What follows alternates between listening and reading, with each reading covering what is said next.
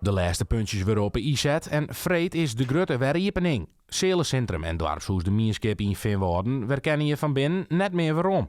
Vrijwilliger Gerk van der Veen zocht waarom op een operatie van zo'n 9 maanden.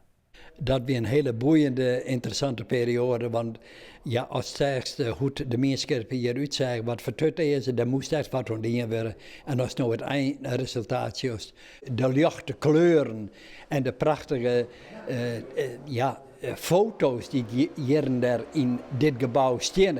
Foto's hier ook van de omjouwing, want het is een gebouw. Mierskip, verbinding, dat zit er centraal. Verbinding, sociaal, cultureel, historisch. Al die lintjes komen hier bij elkaar. Ik vind dat prachtig. De Mierskip-kinderen in elk geval werd 10-tallen jaren tjenoen. Het gebouw is compleet renoveren met hulp van 10 vrijwilligers en een verskaat aan sponsoren. Vreed van 4 uur middags en 8 uur jongens wordt de Mierskip feestelijk weer riepenen. Ik verwacht je van Vreed een geweldige dag. Ik heb begrepen van de ware profeten dat het waar ik mij werkje zal. Dus ik verwacht je een hele soort mensen. En vooral hoop ik dat het een dag is waarin al die vrijwilligers die hier een soort tijd en energie in stutsen hebben, dat die zeiden, jongens wat een dag, die kunnen we net weer vieren.